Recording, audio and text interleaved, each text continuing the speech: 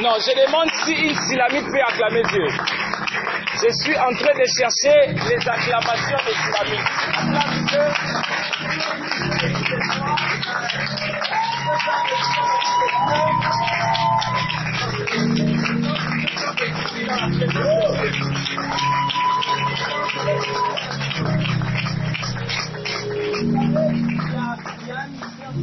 Avec la danse. Lorsque la Hérodiade annonçait, la Bible dira que la quête du prophète Jean-Baptiste a été décapitée. Je voudrais que tu fasses des acclamations prophétiques sur cette atmosphère. Ce qui fera en sorte que de la même manière que tu acclames Dieu, Dieu peut déjà te mettre en action pour commencer à décapiter. Je prophétise que Dieu touche les ennemis quand tu acclames. Non, je disais, je prophétise que Dieu touche les ennemis quand tu acclames. Je disais que Dieu fasse des choses glorieuses. Que Dieu t'ouvre une nouvelle brèche. Que Dieu t'accorde ce que tu n'as pas. Que Dieu fasse des choses nouvelles. Que tes acclamations puissent ôter sur ton parcours toute forme de personne qui t'empêche à exceller. Non, je bénis Dieu parce que sur cette atmosphère des Silamites, je vois un Jean-Baptiste tombé. Non, je disais, je vois un Jean-Baptiste tombé et Dieu t'est satisfait.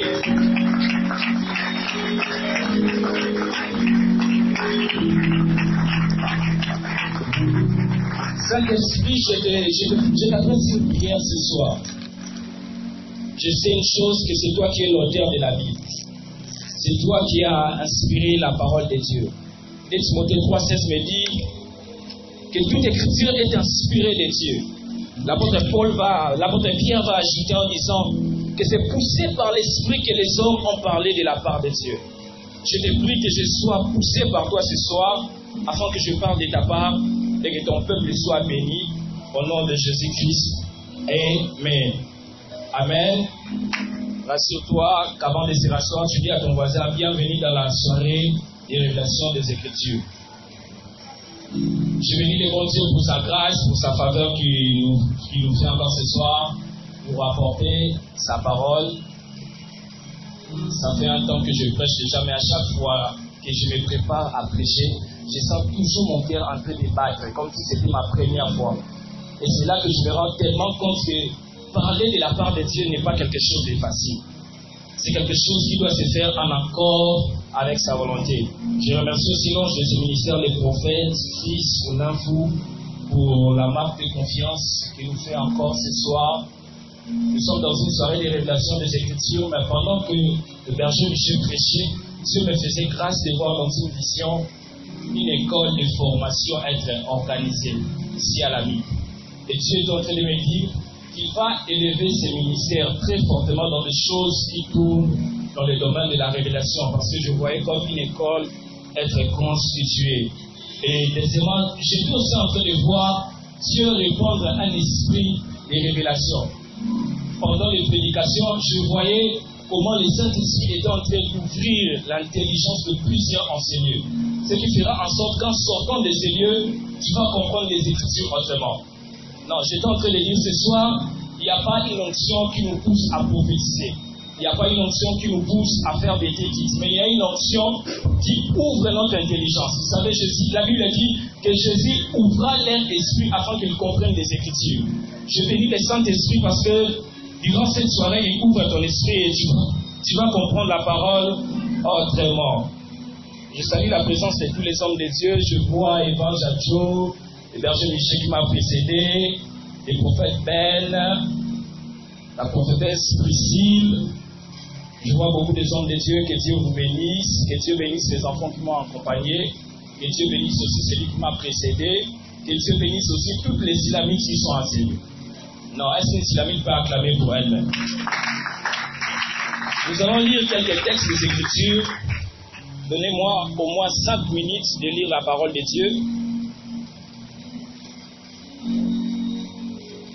Cantique chapitre 7, verset 1er.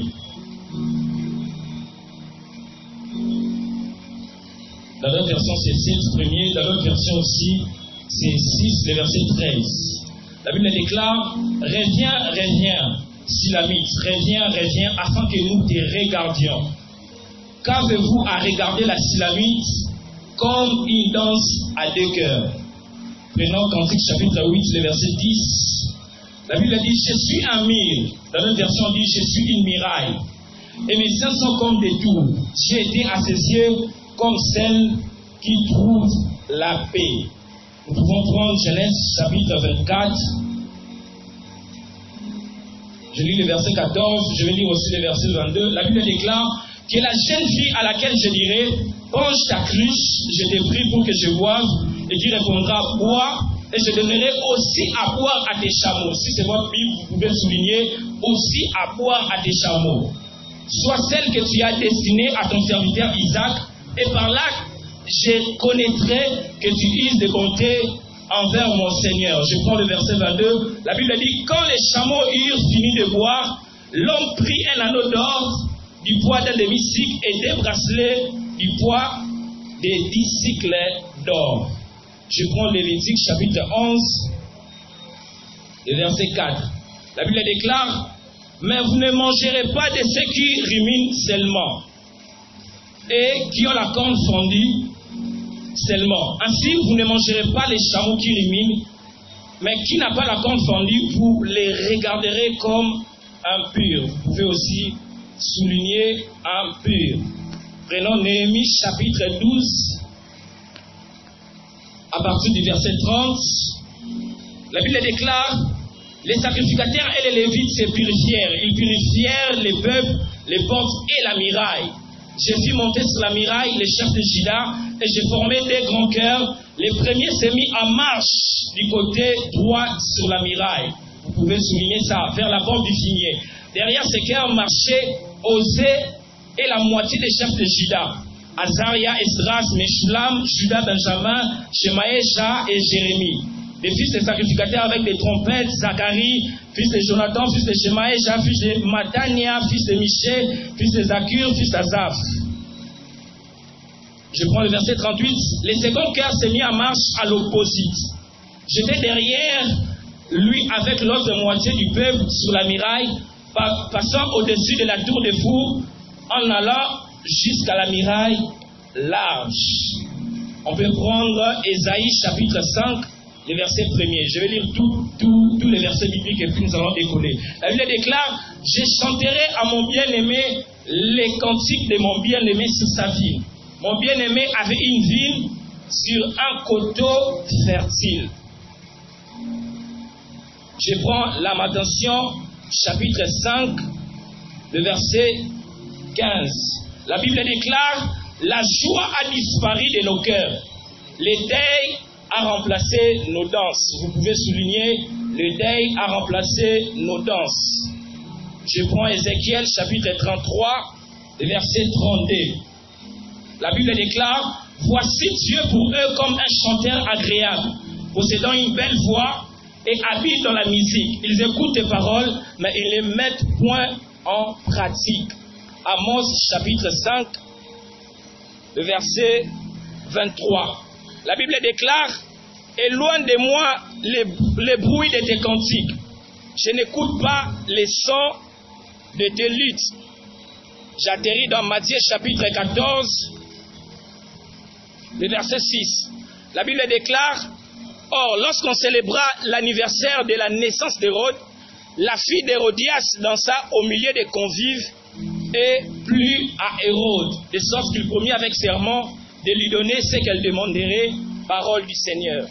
Est-ce que nous pouvons acclamer la parole de Dieu? Que Dieu bénisse sa parole. Notre thème, c'est la Sulamite, une danse à deux cœurs. La Sulamite, une danse à deux cœurs. Avant d'aller plus loin dans ma prédication, je voudrais dire que nous sommes dans un temps où nous ne devons pas reconnaître Rebecca par ses bracelets ou l'anneau d'or qu'elle porte, mais plutôt dans un temps où nous devons reconnaître Rebecca par sa capacité de donner à boire à Éléazar ainsi qu'à ses chameaux.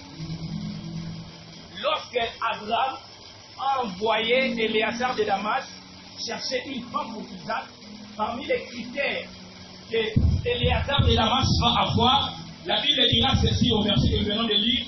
Éléazar fait une prière. Il va dire à Dieu, Seigneur, celle qui sera capable de me donner à boire, non seulement à moi, mais aussi à mes chameaux, c'est celle que je trouverai pour femme à mon maître.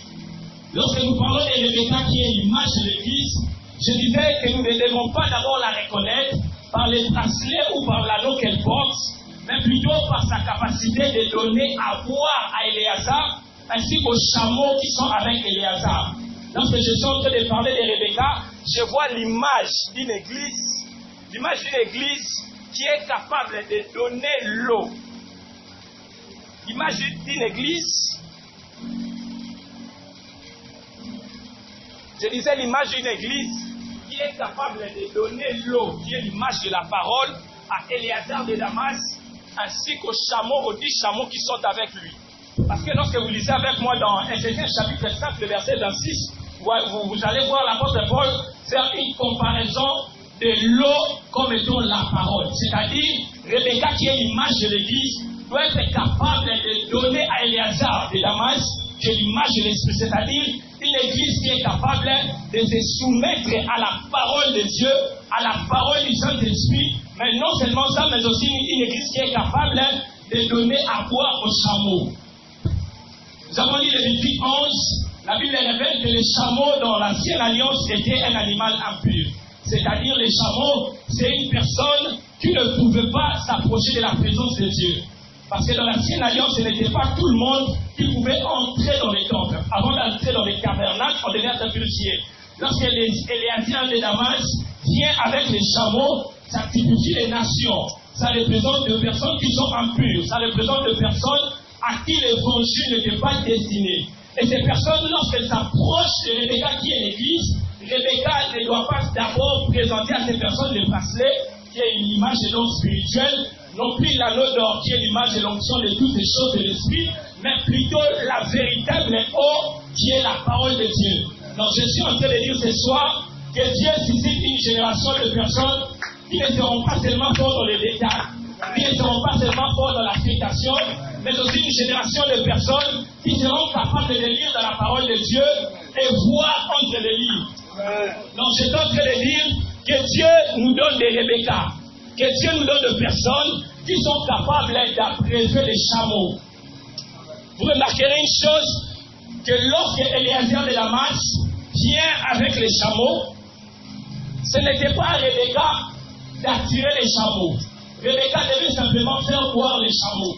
Ainsi la parole de Dieu dit que le Saint-Esprit vous convaincra à ce qui concerne le péché.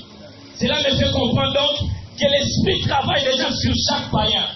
Et nous, étant que l'Église, nous devons seulement faire le travail que Rebecca est en train de faire dans Genèse chapitre 22. C'est-à-dire abréver les chameaux de leur soif spirituelle. Et la Bible dit que ces chameaux étaient à 10. Pourquoi 10? Ça me renvoie au 10 plaies que Dieu va utiliser dans Exode 12 pour frapper l'Égypte. Et cela me fait comprendre que dans ces versets, lorsqu'on parle de 10 chameaux, ça annonce la délivrance des païens du monde. Ça annonce la délivrance d'une personne qui est active dans le péché. Et avant que cette délivrance soit effective, Rebecca doit présenter au chameau à boire. Le temps est arrivé où nous ne devons pas reconnaître un serviteur de Dieu seulement par sa grâce prophétique, mais aussi par sa manière de comprendre entièrement les Écritures. Éléazar de Damas dit, celle qui donnera à boire. L'action ou l'accent est mis d'abord par la capacité de donner à boire. C'est pourquoi moi, selon les Écritures aussi, je ne peux pas croire à un serviteur de Dieu qui ne prêche pas la parole de Dieu. Parce que lorsque Éléazar de Damas cherche Rebecca qui est l'église, il veille d'abord sur la première condition qui est la capacité de faire boire les chameaux. De faire boire les chameaux. De faire boire les chameaux. Et pourquoi celle-ci doit donner à boire? Parce que quand vous lisez Genèse chapitre 3, vous allez voir que Adam et Ève ont péché, n'est-ce pas? Et quel est le moyen par lequel Adam et Ève ont péché? C'est par les manger, par la nourriture. Sur une parenthèse pour dire à une personne, attention à la nourriture. Je n'ai rien dit, je ferme la parenthèse. Adam et Ève ont péché en mangeant les fruits qui étaient interdits. Ils ont mangé les fruits qui étaient interdits. Ils ont mangé les fruits qui étaient interdits. Et c'est quoi ces fruits qui étaient interdits? Si je dois l'expliquer par la révélation, les fruits qui étaient interdits n'est rien d'autre que la vie. Parce que quand vous lisez l'histoire de Noé, vous allez voir que quand Noé a commencé à cultiver la vie, c'est alors qu'il a découvert sa nullité. Et lorsque Adam et Ève ont touché aux fruits qui étaient interdits, c'est alors qu'ils se sont rendus compte qu'ils étaient nus. Adam et Ève ont mangé la vie. Ils ont mangé les fruits qui étaient interdits. Et il y a un principe avec les manger. Une personne qui mange finit toujours par avoir soif. Lorsque l'homme a péché par les manger, dans sa vie, il s'est créé une soif spirituelle qui ne devait pas être étranchée ou tranchée par la nourriture, mais plutôt par une eau. C'est pourquoi quand vous lisez Ézéchiel 36, vous allez voir Dieu dira, je répandrai sur vous une eau pure. Pourquoi répondre à une eau pure? C'est parce que l'homme avait une soif spirituelle après avoir mangé les fruits interdits. Je voudrais dire à l'église ce soir que les païens, chaque païen quand vous le voyez marcher, sachez que c'est une personne qui a la soif spirituelle. C'est une personne qui est à la recherche de la véritable eau qui est la parole de Dieu. C'est pourquoi en ces temps de la nuit, nous ne devons pas nous borner seulement à chercher des précisions prophétiques, mais aussi à prier Dieu pour faire ce que la Bible dit. Et Jésus ouvra leur esprit afin qu'ils comprennent autrement les Écritures. L'homme a une soif spirituelle qui ne peut qu'étancher par l'eau qui est la parole de Dieu, qui ne peut être qu'étanché par l'eau qui est la parole de Dieu. C'est pourquoi quand Eliezer de Damas amène les chameaux, Rebecca comprend la révélation, que les chameaux avaient déjà eu à manger dans le passé. Et moi, je ne dois pas les présenter la nourriture, je dois les présenter de l'eau qui est capable de trancher leur soif. C'est pourquoi ce soir, je bénis Dieu pour son règne. C'est un moment dans lequel où l'Esprit sera en train de trancher notre soif spirituelle. Non, je disais l'Esprit va trancher notre soif spirituelle. Non, je disais l'Esprit va trancher notre soif spirituelle. Lorsque l'eau qui est la parole est présentée aux chameaux, c'est alors qu'ils se sentent dans l'équilibre. Et il y a une révélation, David va dire, l'Éternel est mon soutien, virgule, l'Éternel est mon rocher. Et lorsque vous lisez dans Job chapitre 8, le verset 14, vous verrez Job expliquer quelque chose. Job va dire que son soutien est une toile d'araignée. Là, c'est ce que Job dit. David révèle Dieu comme son soutien et Job fait une comparaison pour dire que la personne qui me soutient est comparée à une toile d'araignée. Si le soutien de Job est une toile d'araignée, c'est-à-dire la personne qui soutient Job est aussi comparée à une araignée. Et il y a un principe avec l'araignée. L'araignée, pour bâtir sa maison, il n'utilise pas une seule toile, mais il utilise plusieurs toiles. Et ainsi, Dieu, pour bâtir sa maison, qui est sa parole, il n'utilise pas un seul moyen, mais il utilise plusieurs moyens. C'est ainsi que la Bible va dire, à la loi au témoignage, la Bible va parler de la loi, les psaumes et les prophètes, qui sont les moyens compliqués que Dieu utilise, mais pour former une seule chose qui est la parole. J'ouvre une parenthèse pour dire ce soir, un homme de Dieu fonctionne aussi comme un Spider-Man. Je disais, un prédicateur fonctionne aussi comme un Spider-Man. Il doit être capable de lire les traces de la toile d'araignée. Il doit être capable de voir par les désordres des Écritures qui existent, de comprendre quel message qui se cache derrière cette parole. J'étais en train de dire à l'une de mes filles que normalement, si on doit considérer les Écritures de manière chronologique, le premier livre ne serait pas Genèse. Le premier livre serait Job. Parce que selon l'histoire, Job a les écrits les plus anciens. Les archéologues nous disent que le livre de Job, on a pu retrouver ces écrits dans un temps très ancien. C'est-à-dire quand vous lisez la parole de Dieu, vous devez comprendre avec moi que sur le plan chronologique, la Bible n'est pas même chronologique. C'est-à-dire qu'il y a un désordre. Et dans ce désordre, nous devons être capables de réunir les pièces. C'est comme un puzzle. Il y a des pièces qui sont éparpillées. Et nous, avec le Saint-Esprit, nous devons être capables de réunir ces pièces et d'expliquer sa pensée. Et d'expliquer sa pensée. Ce soir, je suis en train de vous parler d'un livre qui est intitulé Les Cantiques des Cantiques. Dis à ton voisin Les Cantiques des Cantiques. Non, dis-lui bien Les Cantiques des Cantiques. Ceux qui comprennent les français avec moi verront qu'on écrit Les Cantiques des Cantiques. On écrit les cantiques au singulier et des cantiques au pluriel. Quand on parle sur les cantiques des cantiques, c'est donc un cantique qui contient plusieurs cantiques. Parler du cantique des cantiques, c'est de parler d'un chant qui contient plusieurs chants. C'est comme parler d'un album qui contient plusieurs titres à l'intérieur. Et nous avons lu Ésaïe chapitre 5. Ésaïe fait une déclaration en disant, il va dire les cantiques de mon bien-aimé. Ésaïe va parler d'un bien-aimé qui n'a pas seulement l'onction ou les dons spirituels, mais Ésaïe parle aussi d'un bien-aimé qui a un cantique. C'est-à-dire, lorsqu'on parle sur les cantiques, nous devons voir les bien-aimés. Les cantiques appartiennent aux bien-aimés. Et le bien-aimé dont je parle ce soir n'est rien d'autre que la personne de notre Seigneur Jésus-Christ. Lorsqu'on parle sur les cantiques, nous sommes en train de voir le Seigneur Jésus-Christ de Nazareth. Et la Bible dit que ce livre s'appelle Les Cantiques des Cantiques. C'est un cantique dans lequel se trouvent plusieurs cantiques. Plusieurs cantiques. Nous avons lu Amos. Amos va dire, Dieu va dire au prophète Amos que je ne vais pas écouter vos cantiques. Dieu en parlant au prophète Amos, il nous aide à comprendre que les cantiques au singulier, ça appartient à l'époux, et les cantiques au pluriel, ça appartient au peuple. C'est-à-dire parler du cantique des cantiques, nous sommes en train de voir un homme dans lequel se trouvent plusieurs hommes. Nous sommes en train de voir un époux par lequel on peut voir l'épouse. Nous sommes en train de voir un roi par lequel on peut voir le peuple. Nous sommes en train de voir un roi par lequel on peut voir un royaume. Nous sommes en train de voir un roi par lequel on peut voir plusieurs personnes qui sont en train de régner avec lui. Lorsque je parle sur les cantiques des cantiques, donc ce soir je vais vous relater l'histoire d'un homme avec sa femme. L'histoire d'un homme qui a eu d'abord la première femme qui est Israël et la seconde femme qui est l'Église. Cet homme n'aura pas une troisième femme, il n'a que deux femmes.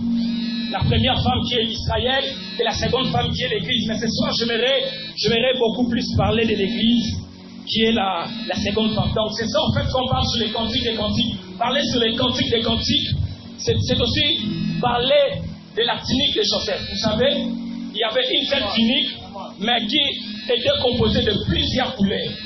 C'est ça les cantiques des cantiques. C'est la tunique de Joseph, mais qui est composée de plusieurs couleurs. On le savait avec moi que la première chose dans la Bible qui a été composée de plusieurs couleurs, c'est l'arc-en-ciel. L'arc-en-ciel, je suis dans Genèse chapitre 8. La Bible dira, lorsque Dieu va détruire la terre par les eaux du déluge, Noé va sortir de l'arche. Et lorsque Noé sort de l'arche, il va offrir des holocaustes. Je fais une précision. La Bible dit, Noé offre des holocaustes, mais Dieu sentit une odeur agréable. Normalement, la Bible devait dire, et Dieu sentit des odeurs agréables au pluriel, parce qu'il y avait plusieurs holocaustes. Mais la Bible dit, et Dieu sentit une odeur agréable. C'est pour dire quoi? Que parmi plusieurs holocaustes que Dieu avait offert, que Noé avait offert à Dieu, il n'y a eu qu'un seul holocauste que Dieu avait agréé. C'est ainsi que quand vous lisez avec moi dans les Écritures, vous allez voir qu'il y avait plusieurs personnes, notamment trois, à Golgotha, qui étaient sur la croix. Mais cependant, il y a eu seulement l'odeur d'une seule personne que Dieu va agréer afin de calmer sa colère. Et lorsque Dieu agrée l'holocauste ou lorsque Dieu agrée l'offrande, il donne un signe qui est l'arc-en-ciel. L'arc-en-ciel dont je parle ce soir, ça me renvoie à l'alliance de Dieu.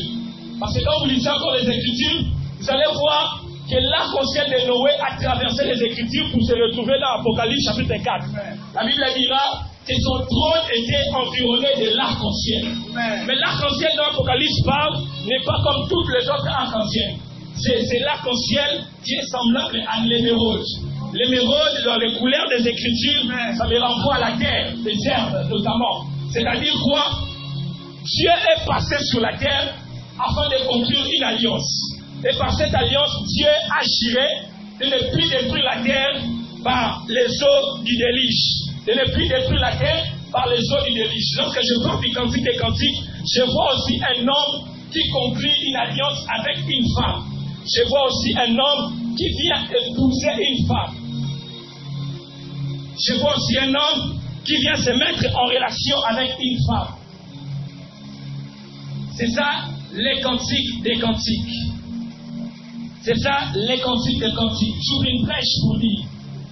Lorsque Noé s'est retrouvé dans l'arche, pour que Dieu puisse balayer la terre, vous allez remarquer avec moi qu'avant que Noé sorte de l'arche pour commencer une nouvelle vie, celui-ci devait envoyer des gens à l'extérieur, notamment des animaux.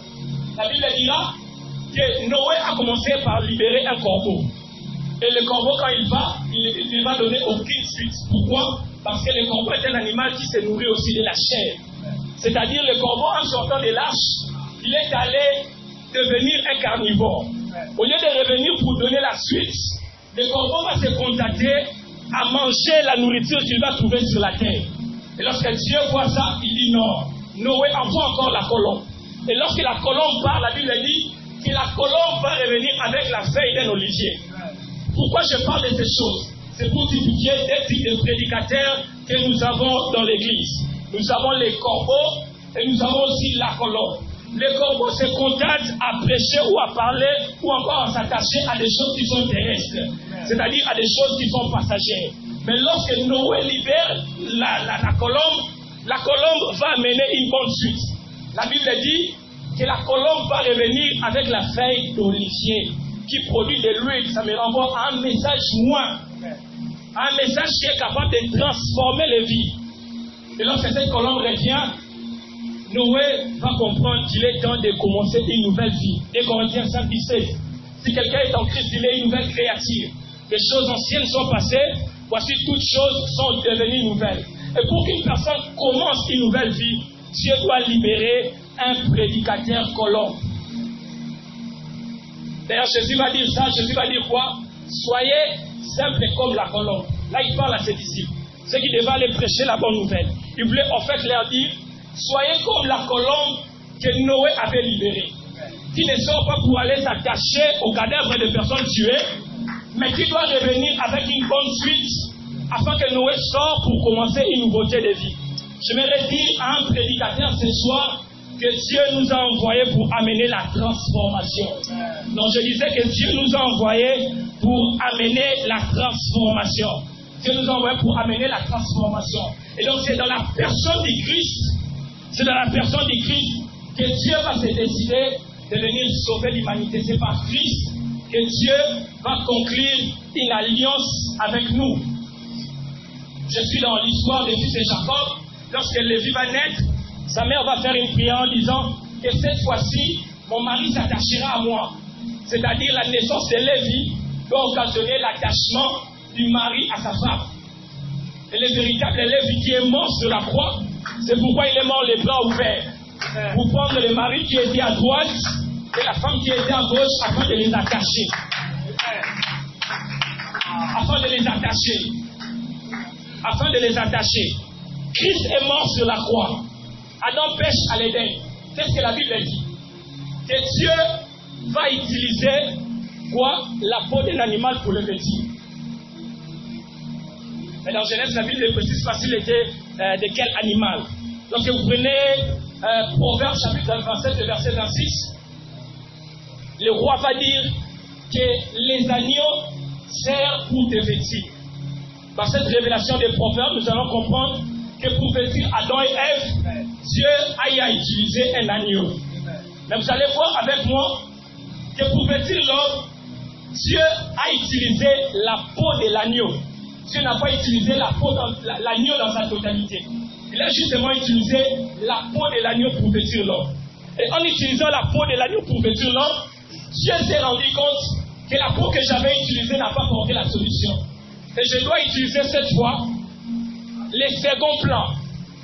Je dois utiliser la stratégie B.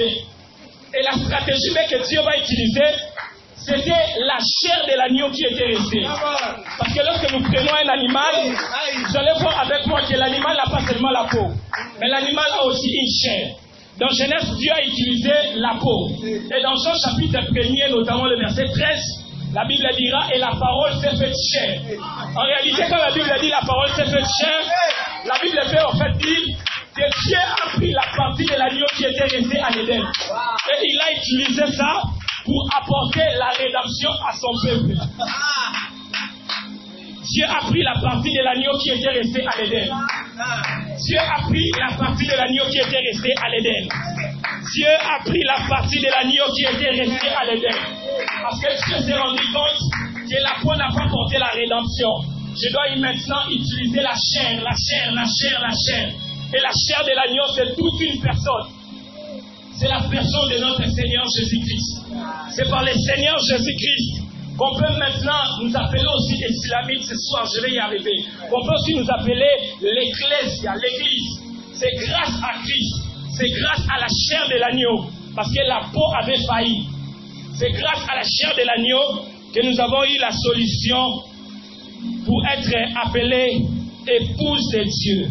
Je disais, les cantiques parlent de la Silamite et de Salomon, parce que c'est la femme qui sort de l'homme. Pour que la femme puisse exister, Dieu devait endormir Adam afin qu'il puisse sortir Ève. C'est ainsi que le mot Silamite vient de l'hébreu Sholamet, qui veut dire la parfaite ou la plaisible. C'est-à-dire, quand on regarde la Silamite, on doit voir une personne qui est capable de plaire à d'autres personnes. Et ce mot Sholamet vient d'un autre mot Salam. Salam qui veut dire être dans une alliance de paix. Être dans une alliance de paix. Et lorsque je parle de Salomon, le mot Salomon vient de l'hébreu Shelomo, qui veut dire paix pacifique. Et ce mot Shelomo provient de Shalomé. Shalomé qui veut dire être complet. Et ce mot Shalomé provient encore d'un autre mot qui est Salam. Et le mot Salam, c'est le même mot hébreu qui est utilisé pour parler de la Silamite. C'est-à-dire, lorsqu'on parle de la Silamite, dans le contexte original, nous sommes en train de voir deux personnes qui apparaissent différentes, mais en réalité, il s'agit d'une même personne. C'est ainsi que la Bible dira que l'homme quittera son père et sa mère et ça cachera sa femme et les deux deviendront une seule chair. Parce qu'en réalité, quand je parle de la Silamite, je suis en train de voir une personne qui est une seule chair avec une autre. Amen.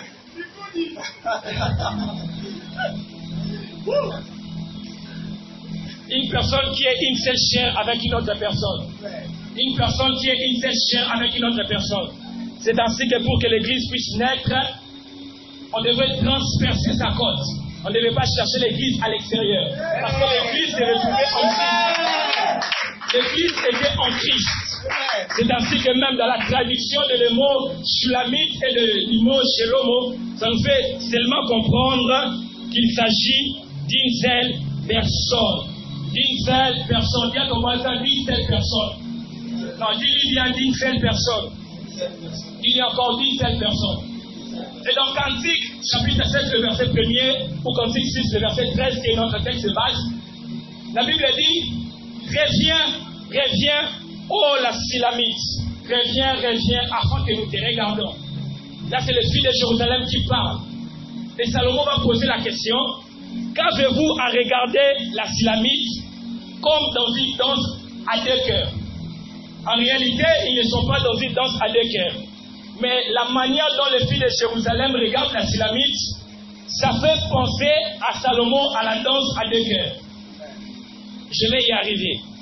Lorsque je parle sur les filles de Jérusalem ce soir, ça me renvoie aussi aux ministres de la parole de Dieu, à des gens que Dieu a mandatés pour annoncer sa parole. Je vais vous dire ce soir qu'un ministre de Dieu dans les Écritures est aussi comparé à une fille ou à une femme. Je reprends qu'un ministre de Dieu dans les Écritures est aussi comparé à une fille ou à une femme. Jean 2, 28, ce que la Bible dit, je répandrai de mon esprit sur toute chair, vos fils et vos filles prophétiseront. L'expression prophétiseront en hébreu veut dire annoncer la parole de Dieu. Parler de la parole de Dieu. Donc lorsqu'on dit prophétiseront, ça ne nous renvoie pas d'abord à des prophéties avec des noms et des adresses. Ça nous renvoie d'abord à la capacité de prêcher la parole de Dieu. Une précision, la Bible dit, vos fils et vos filles. j'ouvre une parenthèse pour dire à une sœur qu'on ne t'intimide pas. Si Dieu t'a appelé à prêcher la parole, prêche. Je réponds, si Dieu t'a appelé à prêcher la parole, prêche. Parce que la Bible dit, vos fils et vos filles prophétiseront. Je reste dans le contexte littéral. Vos fils et garçons et les filles prophétiseront, parleront de la part de Dieu.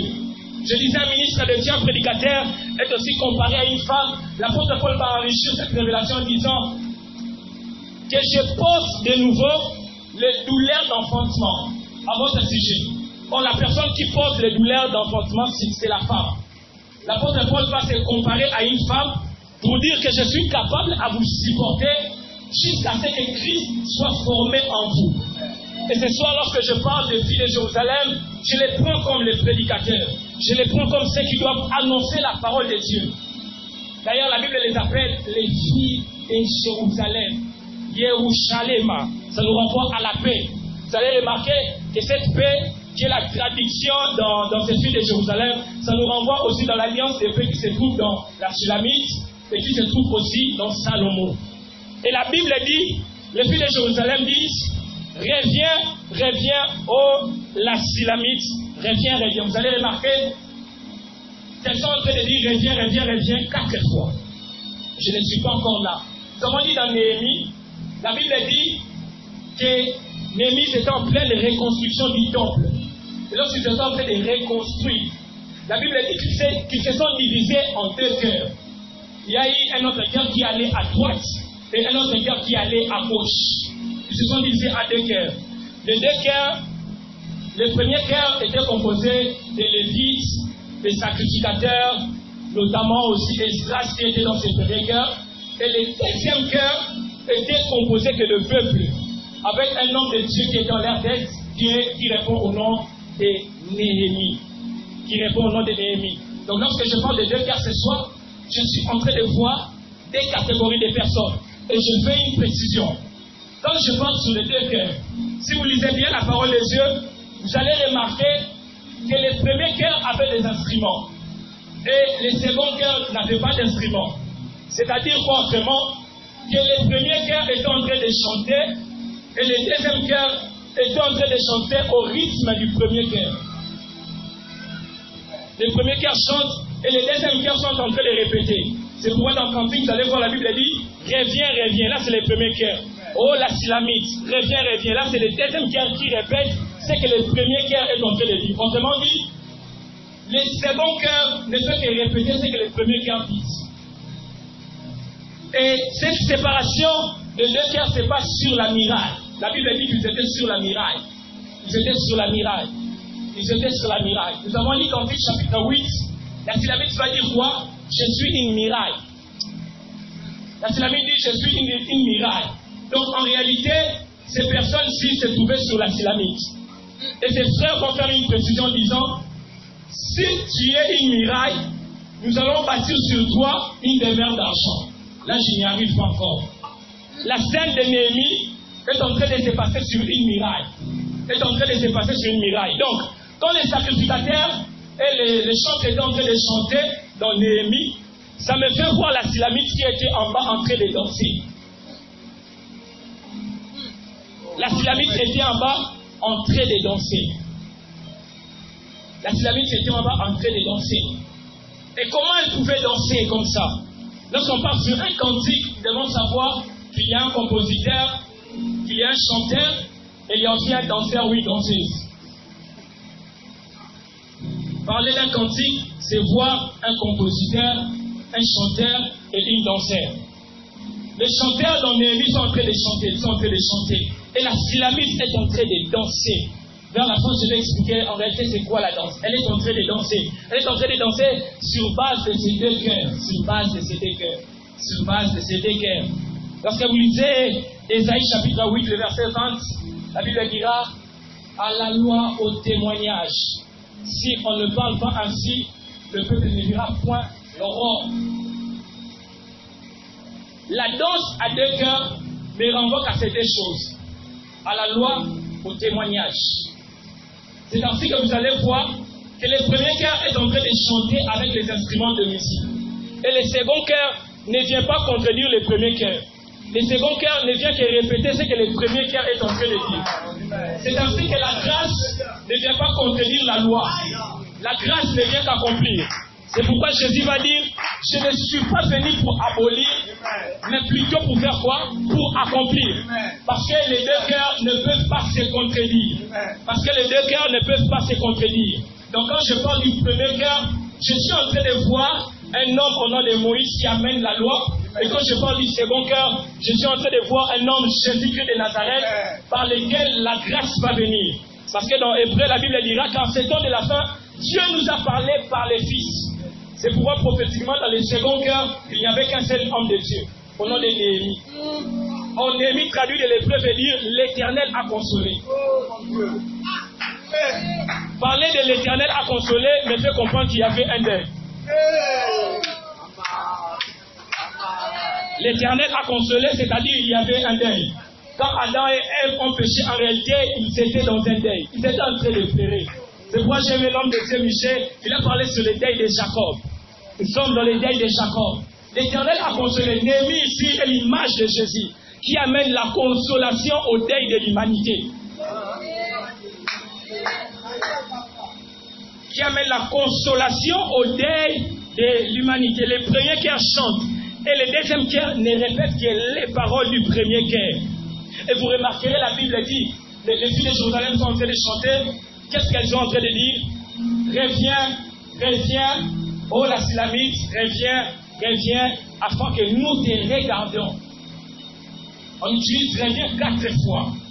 Elles disent reviens pour la première fois. Elles disent reviens pour la deuxième fois. Elles disent reviens pour la troisième fois et pour la quatrième fois. Quand les filles de Jérusalem disent à la Sulamite de revenir, dans ces contextes, la Sulamite était allée dans le jardin pour voir comment son bien-aimé était en train de paître les prémices. Et les filles de Jérusalem comprennent que c'est la Sulamite qui détient la révélation de l'intimité. C'est pourquoi elles doivent faire appel à celle qui a cette révélation afin qu'elle puisse la regarder. En réalité, elle voulait dire afin que nous puissions avoir ce que tu maîtrises au sujet de l'intimité. Et pour que la Sulamite puisse revenir, afin de l'expliquer ces choses, vous allez remarquer avec moi qu'elles vont chanter 4 fois. Ça me renvoie aux 4 évangiles. Quand elles disent reviens, je suis dans Matthieu. Quand elles disent reviens, je suis dans Marc. Quand elles disent reviens encore, je suis dans Luc. Quand elles disent reviens encore, je suis dans Jean. C'est-à-dire, le prédicateur de la bonne nouvelle doit être capable d'utiliser les 4 évangiles. Oh non, non, non, non. Afin de révéler les secrets de l'intimité. Dites avec moi, reviens. Matthieu, dites encore. Marc, dites encore. Luc, dites encore. Jean. C'est-à-dire, ils doivent utiliser les 4 évangiles afin d'expliquer ces choses. Ils doivent utiliser les 4 évangiles afin d'expliquer ces choses. Dieu nous a appelés pour prêcher sa parole. Nous sommes les prédicateurs de l'évangile. Nous devons se servir de l'évangile, pas de d'autres moyens. Nous ne devons pas se servir de fausses prophéties. Nous ne devons pas se servir de faux miracles. Nous ne devons pas se servir de ces mauvaises choses afin de révéler les secrets de l'époux. Mais plutôt, nous devons se servir de l'évangile seulement et de l'évangile elle-même. Et lorsque je parle aussi de reviens, dites encore avec moi, reviens. La connaissance, dites encore. La prophétie, dites encore. La révélation, dites encore. La révélation, la prophétie, la connaissance, la doctrine. C'est-à-dire, ces prédicateurs utilisent l'évangile par les 4 pattes de l'agneau. Parce que notre Dieu étant un agneau à 4 pattes. Notre Dieu étant un agneau à 4 pattes. Et les prédicateurs doivent parler les 4 langages ou les 4 pattes de l'agneau. Ils doivent faire la récitation de l'agneau. La récitation de l'agneau qui est la connaissance, la prophétie, la doctrine et la révélation. C'est pourquoi quand vous lisez dans Genèse chapitre 2, la Bible dira un fleuve sort de l'Éden. Et quand ce fleuve sort de l'Éden, ce fleuve se divise en 4 branches. Lorsqu'un fleuve sort de la présence de Dieu, ce fleuve doit se diviser en 4 branches afin d'alimenter tous les jardins d'Éden. Et les premières branches, ça me renvoie à la connaissance. La deuxième, la prophétie. Troisième, révélation. Et la dernière, la doctrine. C'est-à-dire, ils doivent être capables d'utiliser les 4 langages des Écritures. pour révéler les secrets de l'époux. Parce que Jean-Baptiste, il regarde Jésus. Jésus marchait en plein jour. Mais lorsque Jean-Baptiste le regarde, il dit, voici l'agneau des yeux qui ôte les péchés du monde. Jean-Baptiste, par ses yeux prophétiques, il pouvait voir dans un homme un agneau. Et je vous ai dit que l'agneau a 4 pattes. La connaissance, la prophétie, la doctrine et la révélation. L'apôtre Paul annonce un principe en disant, lesquels des hommes peuvent comprendre les choses de l'homme si ce n'est l'esprit de l'homme?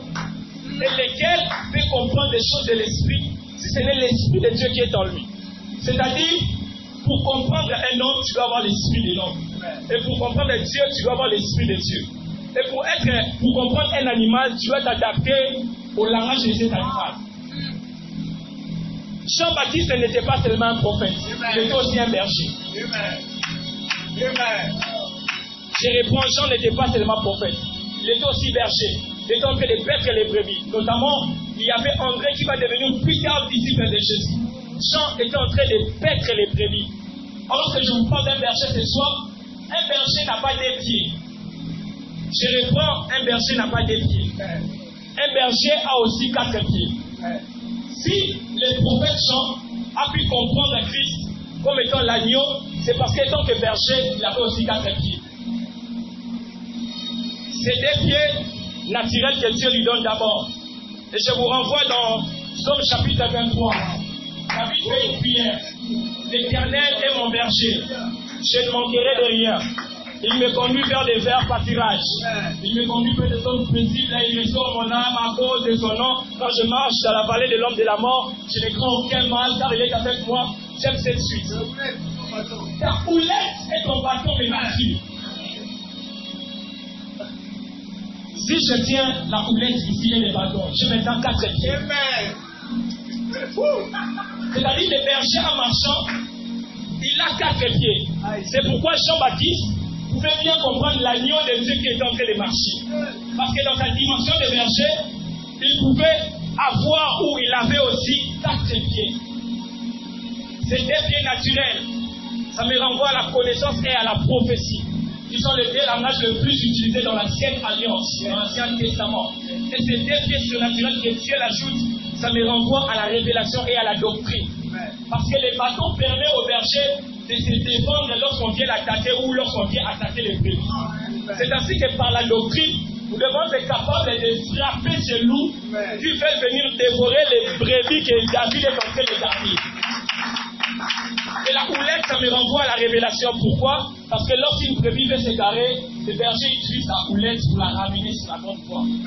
Et si Jean-Baptiste a compris Jésus comme l'agneau, c'était aussi parce qu'il était un berger, il avait 4 pattes. Et ainsi, étant que prédicateur, devons utiliser les 4 langages des Écritures pour prêcher sa parole. Et lorsqu'ils sont en train d'utiliser ces moyens, reviens, oh la Sulamite, reviens, afin que nous te regardons.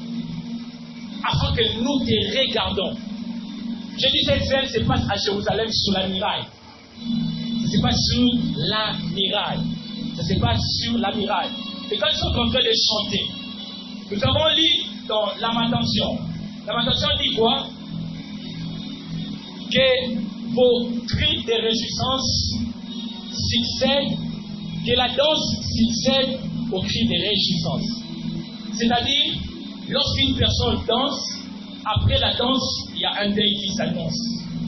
Autrement dit, la danse précède le deuil. Et le deuil succède à la danse.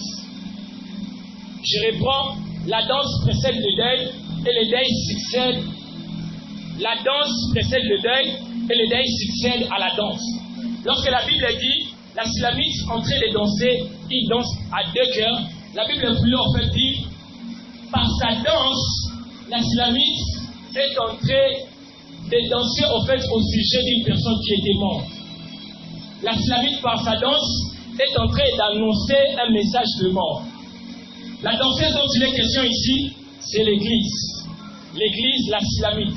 Et je vous avais dit, il doit y avoir un compositeur qui est Dieu, qui a composé les cantiques de la rédemption. Et pourquoi dans l'Apocalypse, vous allez voir que les êtres spirituels sont en train de chanter les cantiques de la rédemption. Et je vous ai dit, s'il y a un compositeur, il y a aussi un chanteur. Dans Ézéchiel que nous venons de lire, Dieu va comparer le prophète Ézéchiel à un chanteur. C'est-à-dire qu'autrement, lorsque la Sulamite est en train de danser, elle est en train de danser par rapport au chant des prophètes. Elle est en train de danser par rapport au chant des prophètes. Elle est en train de danser par rapport au chant des prophètes. Le temps est arrivé où l'Église doit utiliser les 4 moyens de la révélation afin d'annoncer le message de la mort de Christ. Lorsque la Sulamite danse, c'est pour annoncer en fait un deuil qui vient après sa danse. C'est pourquoi dans les Écritures, j'explique ça d'abord. Lorsqu'on dit danser, traduit de l'hébreu, cela veut dire porter un jugement. En réalité, une personne qui danse ne danse pour les hommes, mais dans le monde spirituel, elle est en train de porter un jugement. C'est pourquoi dans 2 Samuel chapitre 32, vous allez voir, lorsque David a dansé, il y a eu un jugement qui est tombé sur Milcah. Elle est devenue stérile. Et dans Matthieu chapitre 14, lorsque la fille d'Hérodias a dansé, il y a eu un jugement qui est tombé sur les prophètes. On a décapité sa tête. En réalité, danser, c'est annoncer le message de la mort. J'aimerais dire à l'Église que nous devons nous centrer sur le message de la mort du Christ, ainsi que de sa résurrection, pour bien prêcher l'Évangile. La Sulamite doit danser une danse non pas seulement à un seul cœur, mais plutôt à 2 cœurs. La Sulamite doit danser selon les paroles de Moïse, qui est répétée par Jésus-Christ de Nazareth. C'est pourquoi lorsqu'une église se base seulement sur les révélations de l'Ancien Testament, c'est ainsi qu'ils peuvent engendrer des hérésies. Ils peuvent engendrer des choses qui sont interdites dans le Nouveau Testament. Vous le savez avec moi, est-ce que vous savez que dans l'Ancien Testament, il était interdit à un homme de mettre des goûts comme ça? C'était interdit dans l'Ancien Testament. Dans l'Ancien Testament, beaucoup de choses étaient interdites. Mais la Sulamite ne doit pas danser seulement selon le premier cœur. Elle doit aussi danser selon le 2e cœur. J'aimerais dire à la Sulamite, pour clore mon message, il est temps à danser selon les 2 cœurs. Je disais, il est temps d'aller à la loi, au témoignage. La Bible dit, si on ne parle pas ainsi, le peuple ne verra point l'aurore. Que Dieu bénisse sa parole.